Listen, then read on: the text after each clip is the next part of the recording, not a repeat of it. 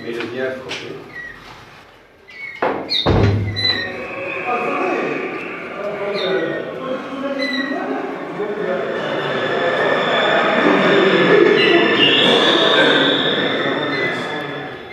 Alors, autre chose, on nous a dit écarter les cages pour qu'il y ait 20 cm entre la paroi et la cage, de chaque côté, la séparation des lignes.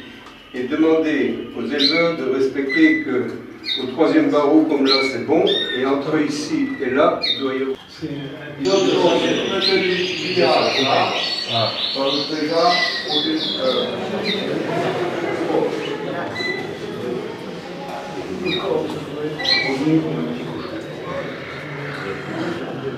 C'est bon. Et les plans encore, c'est encore plus.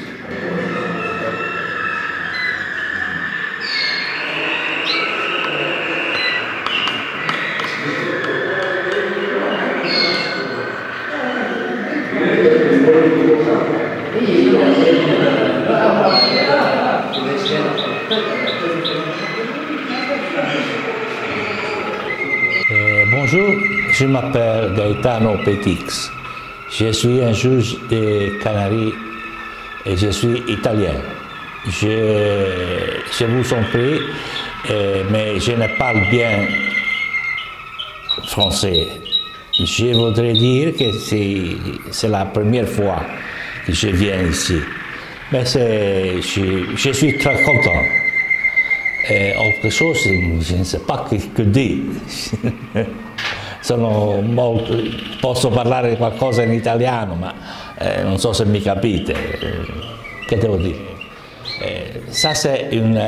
Questo è un campionato del Marocco in cui c'è anche il campionato del canto. Il campionato del canto sono i canarini malinois, che sono di origine del Belgio, e noi siamo qui per giudicare i canarini in base al canto. Poi in altri settori ci sono altri giudici che giudicano altri canarini per altre peculiarità, cioè per il colore, per la forma, per la posizione.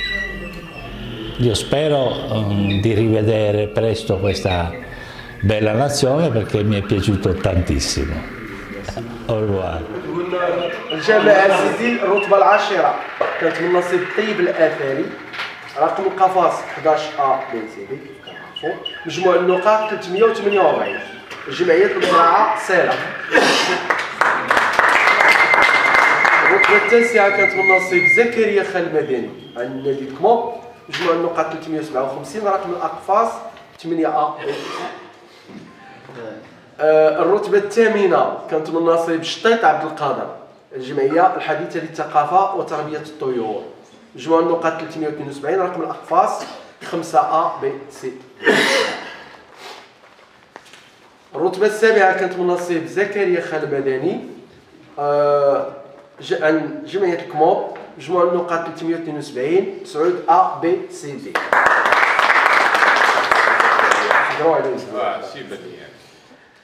Je vais prononcer pour en premier lieu un discours en français pour que messieurs les juges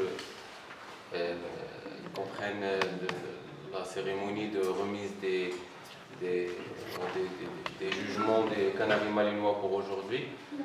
Donc merci à vous, merci d'être venus pour nous assister, pour éventuellement juger nos Canaries malinois de la Fédération ornithologique marocaine. Donc je remercie tous les éleveurs ici présents, en mon nom et au nom de toute la Fédération ornithologique marocaine, aussi par le Comité national des juges du Maroc, qui a tenu à faire un excellent travail. Aussi pour les clubs qui ont effectué aussi une très bonne organisation plutôt. L'association Mzra'a de Salé, le CMOP du Rabat,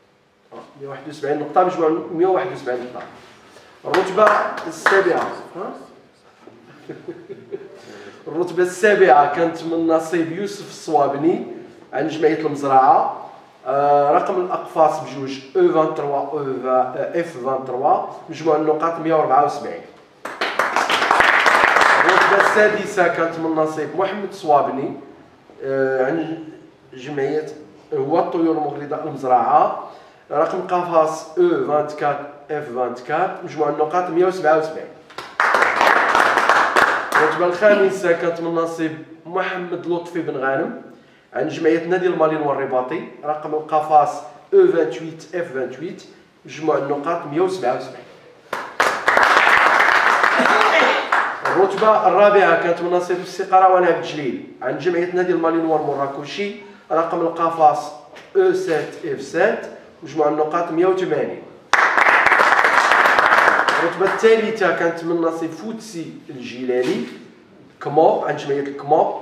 رقم القفص E1 F1، مجموع النقاط 183. الرتبة الثانية كانت من نصيب أبو وصال الكوش عن جمعية هو الطيور المغرضة المزرعة. رقم القفص E30 F30، مجموع النقاط 189. الرتبة الأولى كانت من نصيب طالب ياسين قفصين E31 F31، مجموع النقاط 210. أحسن المقاطع المائية كانت من نصيب لطفي بن غانم الأقفاص E28 و F28.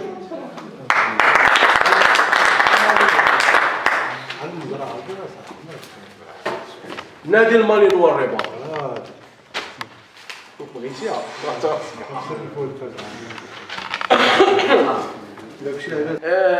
الرتبة السادسة كانت من نصيب ولدك راه ماشي بيبا يوسف. رقم القفص 17 A B C D، مجموع النقاط 378. نادي المالين والرباط. الرتبة الخامسة كانت من نصيب داوود محمد. رقم القفص 21 A B C D، مجموع النقاط 381. نادي المالين والقنيطري. الرتبة الرابعة كانت من نصيب الدريدي رشيد عن الجمعية الحديثة للثقافة وتربية الطيور سالة، مجموع النقاط 390. الأقفاص 13 A B C D.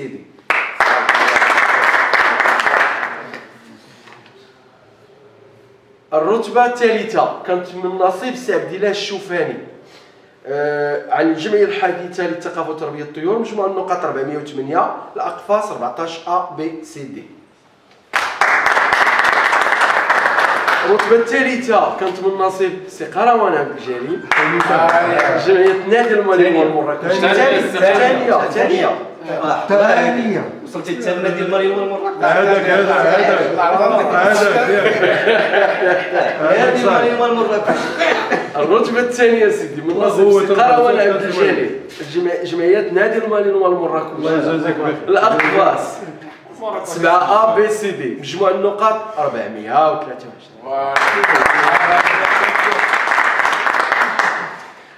الرتبة الأولى من نصيب سي لودغيري محمد من نادي المالين والقنيطري، مجموع النقاط 441.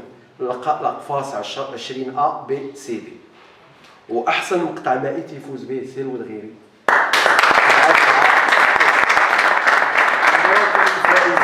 المشاركين كنشكروا الجميع.